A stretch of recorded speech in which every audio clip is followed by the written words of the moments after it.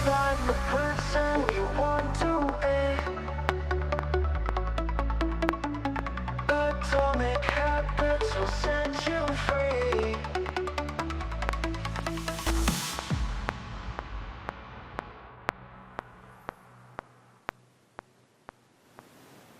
Atomic Habits, Lesson 6, Motivation. And I'm going to break motivation into two things. One is identity and one is rewards. And this is the first time I'm really going backwards to go all the way back to talk about identity-based habits. Because motivation is really hard. It's much easier to identify yourself as someone who does something than to motivate yourself to do something you don't really want to do. And so when we talk about motivations, the number one step is to remember your identity, right? I am someone who knows how to get to work and is focused, and when I go to this location, I know that I'm someone who will get work done, right? That's an identity. And so you don't need as much motivation when you know that those are things that you're going to do, right? But sometimes you have to make that identity something that's more satisfying. So you want to make it satisfying. And so there are ways to put in little rewards that are key to making that successful. And so a perfect example for someone who is trying to have more focused study time is music.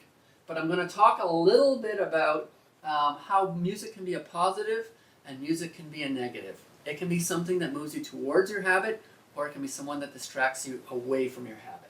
So, music is a positive. If you have a playlist that you listen to time and again, that music's not going to be as much of a distraction.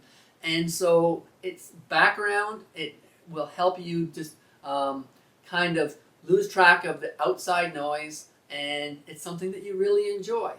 However, a negative is not having a playlist, and every time a song finishes, you're stopping and you're picking up your phone that you shouldn't even be touching, and you're looking for another song. And so what ends up happening is your focused 20-minute time or 30-minute time now has for a 3-minute song and 20 minutes, you're having 5 or 6 interruptions where you are actually going to find that next song. So a playlist in the background, really good.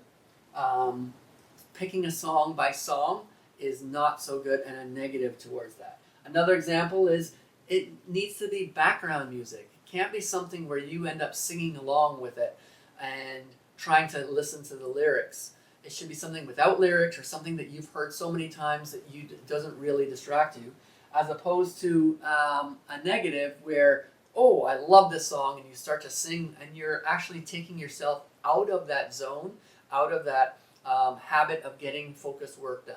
And so that's one example right there where you can use music as a reward and you can make that study time more satisfying, but it can also be a negative and take you away if it's not appropriate and causing a distraction.